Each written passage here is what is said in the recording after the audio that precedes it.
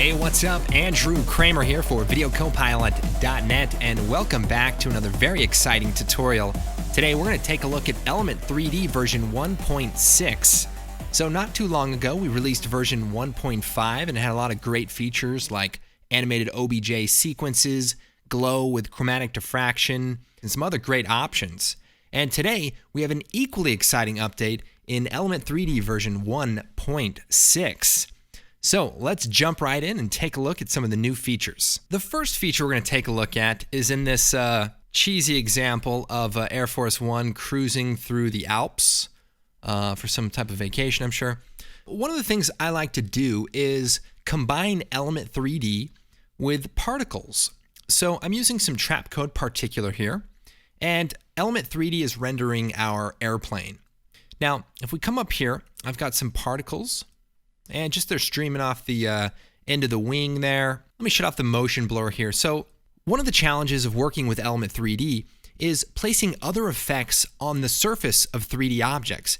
For example, if I wanted to place a particle system on the tail wing or maybe some fire coming off the back of the airplane, I need to know exactly where that point is in 3D space. So I could, maneuver the camera around a bit and, maybe switch to some side views to try to find the exact cross section. But that takes time, and nobody has time. So we've implemented a new feature in version 1.6 to find the exact position of any 3D surface. So let's come down to our Element 3D layer. And here's where we have our airplane, and we'll hide some of these effects. Now we'll open up the element effect, and we'll scroll down, and we see an option called Utilities. And inside we have a new feature called Generate 3D Position. So if we take the 2D position, select anywhere on our model, we can generate a 3D position null. So now we have a null object at exactly that 3D position. So we can scale it and see it fits right on that surface. And we can do this as much as we want. So we can select another surface, click generate, maybe a wing null right there. All right, so very handy indeed, although maybe not so much for the pilot of this airplane. All right, let's go and take a look at another new feature. Here we've got a jet flying by, and it's looking pretty cool, but what if this jet also had some missiles that could shoot off? Well, let's go and take a look at an example here. So I've got this jet, and I want to attach another missile that I can maybe animate firing off of the wing. What I could do is I could come down here to the element layer, open up the scene setup, and we have our jet here, and we'll scroll down. We want to add a missile. So we have our projectile weapons pack, and let's scroll down to the bottom here, and we've got like a Sidewinder missile. So we'll select that, maybe adjust the material a little bit, bring the specular down, and maybe the diffuse color so it's a little darker. And let's put this on to group number 2. So we'll take it off group 1, put it on group 2, and hit OK. All right, so this is going to be one heck of a payload, assuming the pilot is alive. But let's come over here to group 2, and what we could do is we could adjust the particle replicator position. So we can move it, slide it over, and try to align it to the wing, scale it down in the particle look, and position it where we want. Now, another thing I like to do is create a null object and then parent the position value to that null object, and that way you can move it around in the comp view. But instead of doing it manually, we have a new option under group utilities for each group to create a group null object. So we can open this up, we can create one, we can delete it, and we can unlink it. Now I'm going to go ahead, reset my group, then I'm going to click on create group null. So you can see we have a new null object. We'll go ahead, we'll set this to yellow, and now we can adjust the position of this missile right in the comp view. So we can rotate it, we can move it over, we can even scale it down and position it exactly where we want. Now we can even use the 2D to 3D point generator. So we could say generate a position, let's see, let's put it right under the wing. So let's create a position right there, generate. So now we have a null object. Take that position, hit P, and we're going to copy that position, edit, copy, and we'll take the group null with our missile, hit P, select position, and choose Edit, Paste. So now our missile has been moved right into that location, and then we can just move it down a little bit, maybe scale it so it matches that other missile. So now let's go and name this. So we'll hit return. We'll just call this missile. Now, the other thing we could do is take our jet, which is on group 1, and also create a group null. So now we've got a group null for the jet. So we'll hit return. We'll call this jet. And let's say I want to animate the jet. So I want to have it like rolling and doing all this cool stuff. Well, the missile no longer follows it. So that's not good. Well, what we can do is parent the missile to the jet. And now we can move the jet around and the missile will stay connected to it. All right, now let's go and move on to some more exciting features like the world position pass. So let's take a look at this train example. Here I have the train from the Explosive Training series. Got a big hole in it. And it looks pretty good, but I want to add some fire. I want this to look, like it's exploding. So let's come over here to the project. And I've got this element from Action Essentials called Big Fire number 3. So I'm going to bring it out into the comp. All right, so it's a 2D layer. So let's make our fire a 3D layer. And we'll hit AA and turn off Accept Lights. So now it's a 3D layer, but it's not intersecting in 3D space. And that's because Element has its own 3D space different from the After Effects 3D space. So this is kind of a common problem with 3D aware plugins, but Element 3D has the solution. Here's what we're going to do. We're going to duplicate the Element 3D train layer. So we'll choose Edit, Duplicate. And I'm going to place this above the big fire. Then I'm going to go up to the effects and we're going to come down here to the output. We're going to set the show output to world position. Okay, so now we have this black and white matte. So what can we do with this? Well, let's come down here and take a look at some of the options. Right now, we're looking at the matte output of the world position pass. We can do some cool things. We can rotate this matte and we can move the position of the matte. And the cool thing is no matter where the camera is, the matte will always stay in place. Let's go and undo that. I'm going to set the feather amount to 20. All right, check this out. We're going to select our fire layer and set the track matte to Luma Inverted Matte. So check it out. The fire is now intersecting with our 3D train model in After Effects 3D space. So this is very, very cool. Now, if we go back to the world position matte, we can control some of the options. For example, we could turn up the feather amount. So this is going to change how much blending we see between the layers. We can take the fire and we can move it around, and it's just going to intersect perfectly with this model. All right, so everything's looking pretty good here, right? We're looking at our 3D obscuration, and then we go over to the backside, and then all of a sudden, everything is just messed up. It's kind of inverted or something. Well, if we look at the matte, we can see that everything looks pretty normal here, but because we're now behind it, the matte should be inverted. So what we've done is added an option to the matte controls to invert from the back. So if we turn that on, what's going to happen is the matte is going to automatically switch as you cross that plane. So if we turn that on, you can see it happening here. So this is pretty handy, but we didn't stop there. We've got a couple of other cool features. So we've got the feather amount, right? So we can feather this, but notice how it feathers off into negative space. Well, what we can do is change the expansion, slide that back over so that the feathering kind of happens right in the middle. So that way things like this fire blend really nicely. And just a quick compositing tip. So here's our matte, right? Well, we can actually add a fractal noise onto our matte layer, set the blending mode to color dodge, and what you'll see here is a little bit of noise in that overlapping area. So if we scale this down a little bit, you can kind of see a little fractal noise. We can play around with the contrast.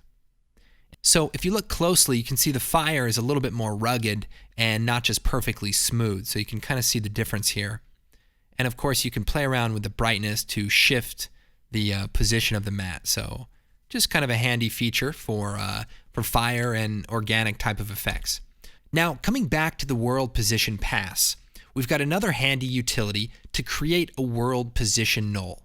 So what is a world position null and what can we use it for? Well, you see our fire layer here? If I move the position of the fire, I haven't moved the position of the mat. So now we're out of sync. We don't want that. Instead, what we want to do is generate a world position null. Click on create.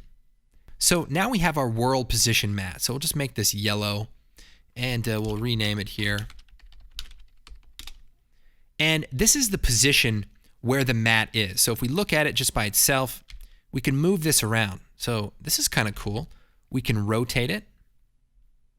Now check this out. We're going to shut off the world position pass and parent the world position null to the fire layer. So now if I move my fire layer around, you'll see that it perfectly intersects wherever it goes, including rotation. You know, I can take the fire, I can scale it down, you know, move it so it's kind of coming out of this little hole in the back here. And there we go. We've got some great looking fire, and it looks like it's coming right out of this hole. This is really the power of the world position pass, but what are we missing? We're missing some light. So let's take the utility to create the 3D position, and we'll generate a null, right? Make it yellow. And then let's just create a new point light. So we'll make it, you know, orange, like the color of the fire. And let's put it into the position of this null. So we can try to move it there. Or we can just take the position of this null, hit P, select the position, copy it, and then paste it into the light. So now the light is exactly right by the fire. We can turn the intensity of this up. Maybe move it out a little bit further here. There we go. So now we've got a little bit of interactive lighting from the fire. And we can even take this light, we can name it fire, and let's also parent this to the fire layer. So now if we move the fire around, the light is going to move with it, but definitely a cool way to work. Okay, let's take a look at another scenario to use the world position pass. So we've got these chess pieces here, and I want to put some particular particles in the middle of the game piece. So we'll turn on the particular layer, and we'll scroll through here, and the problem is the layers are not obscuring correctly. So what we'll do is create a world position pass. Now, one of the things you'll notice here is I've got some fake floor reflections on, and basically what I did is just used a couple copies of elements. So I've got the floor, then I added the reflection, the upside down pieces, and then I added the pieces on top. So not real reflections, but close enough. Now I've got another copy of Element 3D here, and this is just a normal copy. What I'm going to do is make sure it's right above my particular layer, and I'm going to set it to World Position Pass. So just like before, we've created this nice world position.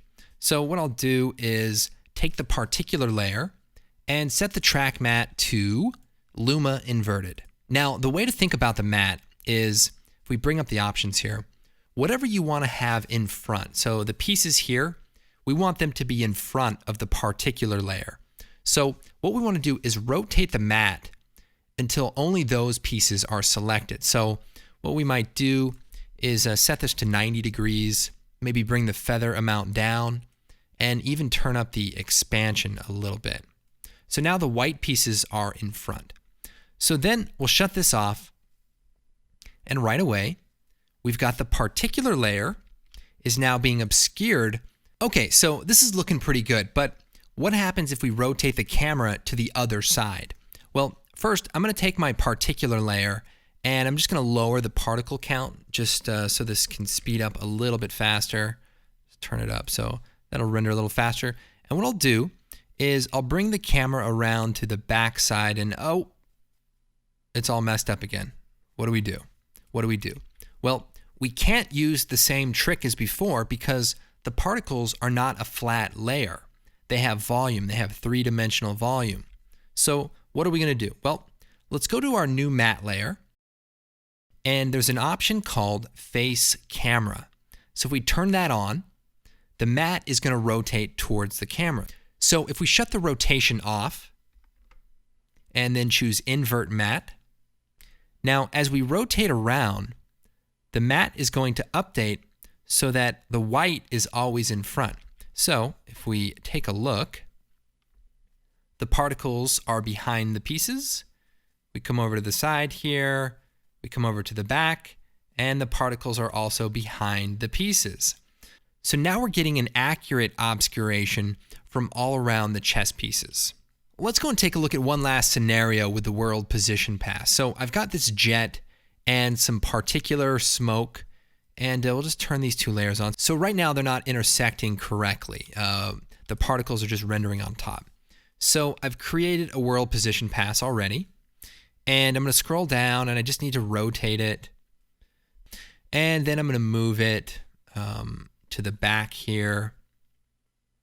Maybe feather it a little bit. Basically, I just want to create a little bit of feathering at the back. Then I'll take our particles and set the track matte to Luma inverted. So now the smoke's going to render behind the jet. So this looks pretty good, but what happens when we come behind the smoke? All right, we've got another problem here. So the matte's inverted. We can click on our world position pass, come down here to the matte options. Now we could try the invert from back, but that's not going to work because the particles have volume. They're not a flat layer like the fire layer from earlier. So instead we have this other option called invisibility. And what we want to do is make the matte invisible from back. So if we turn that on, you're going to see the particles are now fully rendering from the back side. And if we go to the front side, they're now rendering behind. So this should work for a lot of scenarios. Now, here's the tricky part is once we get to the side here, this is when we're going to start to see things fade out. If you take a look at this example, same type of thing. We've got the particles are going to fade on just at this point. So we're going to see the matte, everything's all good. Then when we get behind it, it's going to fade out to allow the particles to render over the car. All right, so that's a lot of matte situations, but what kind of fun things can we do with the world position pass? Well, we've created sort of a elevation fog or kind of a haze that rises up. Let's take a look at this. Let's break this down. So we've got a single element 3D layer and it's got some fog on. So we turned on some fog in the render settings. We can turn that off and see what that looks like. So we've got these basic mountains. We've added a background layer. Then we added some fog, so it gives us a little more depth. And then we added another layer that has this sort of 3D haze. So if we shut off the first two layers, we can kind of see what this looks like. It's very interesting looking, first of all. And what it is a duplicate copy. So what I'll do is I'll just delete this layer so I can show you how to do this yourself. So we've got our mountains inside of Element 3D. So we've just got this elevation map with some displacement. And we've imported it into Element 3D. And now I'm going to go ahead and duplicate the layer. So I'll choose Duplicate. And then we're going to go to the output and set it to World Position. But don't worry, we're not going to do any more mattes. What we're going to do is we're going to come down here. We're going to rotate the matte a little bit so that it's flat. So we'll set it to 90 degrees. Then we're going to move the position of the matte down. So check this out. I slide it down. So this is pretty cool. What we can do is set the transfer mode to screen. And then we're going to add a color correction tint, and we'll tint it a little bit of blue, for example. And let's get rid of that curves effect. So if we look at this, we've just got some blue tint that we're putting on top. And so this kind of looks like a little bit of haze. So let's go and refine this. Let's bring the feather amount down, and let's bring the position of it back up. So it's very cool. It's kind of like an elevation effect that only affects everything up to a certain point. We can also add our own curves adjustment to make the fall off a little bit more natural. We can tweak the settings here a little bit, change the color, whatever. But the nice thing is it's fully three-dimensional. So anywhere we move, we're still going to see that nice kind of fall off.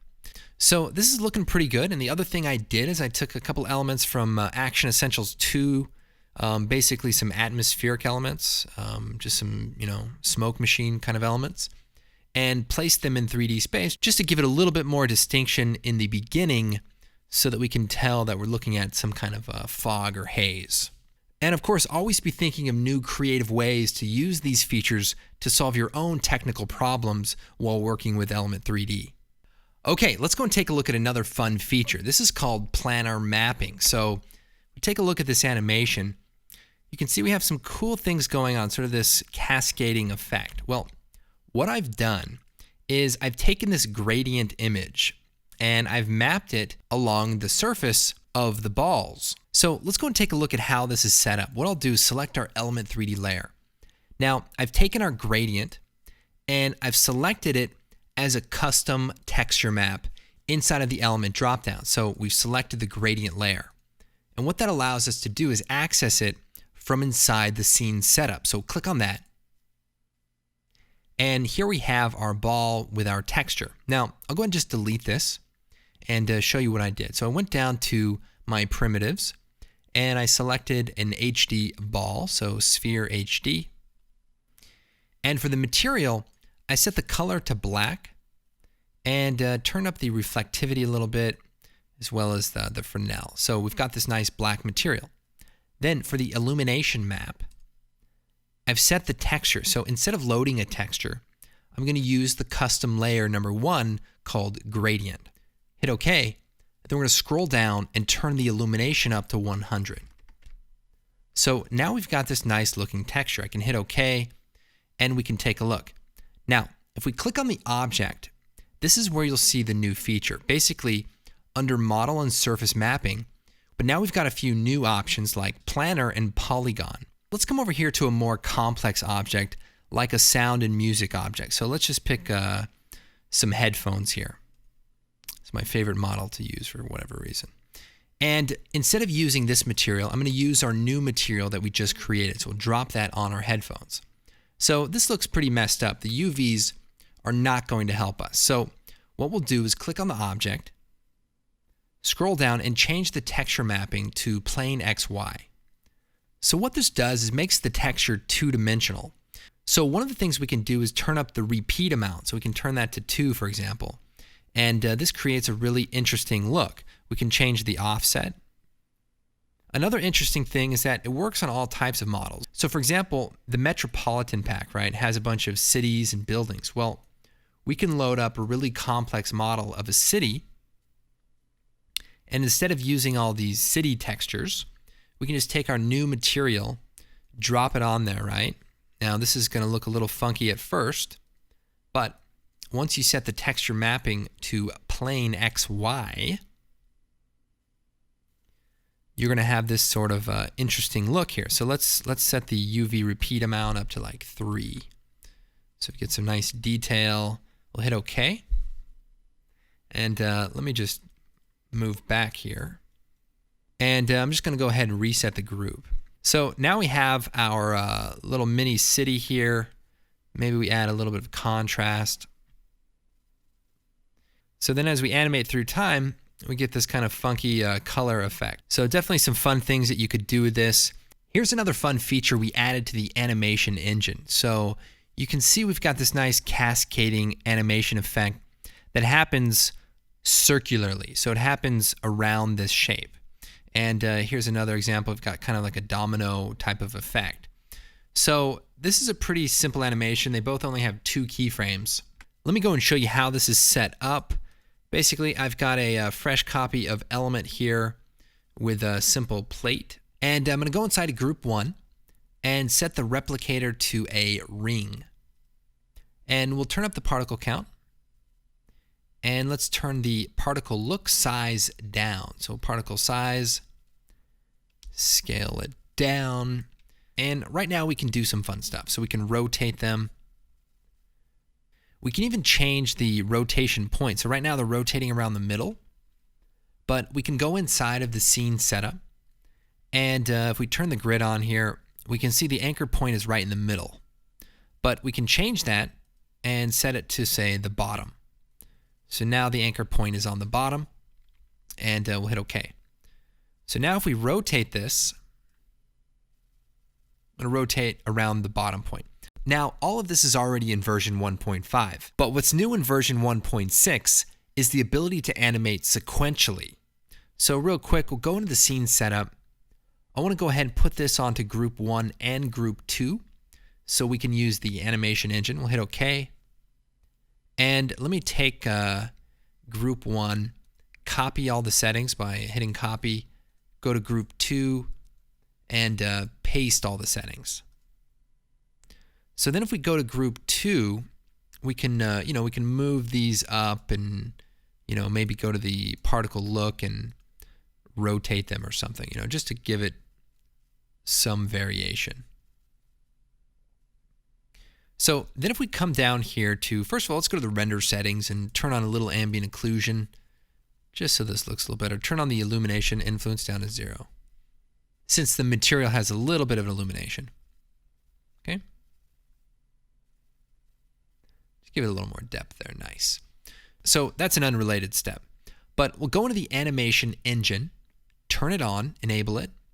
So what I want to do is keyframe the animation from 0 to 100. And as I do that, we're going to see the particles animate from one state to the next. So already this is pretty cool. We could turn the motion blur on, we could speed up the animation, bring the keyframes closer together, and we get a cool sweeping kind of animation. But this particular animation is happening from right to left. So it's happening from right to left. Now, if we come down here to the animation engine options, we can control that. So here we have our smoothness. We can tighten that up and make it quick. Or we can, randomize it a bit.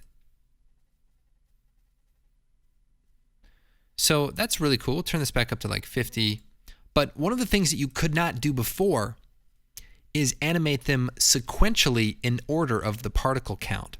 So what I'm going to do is set the animation type to shape order. So when you do that, now we're getting an animation that happens sequentially. So we can turn the smoothness down, and now we get a...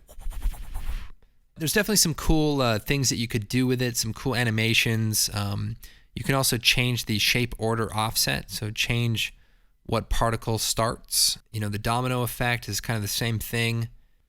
They're all rotated forward, and kind of just creates sort of a fake domino effect.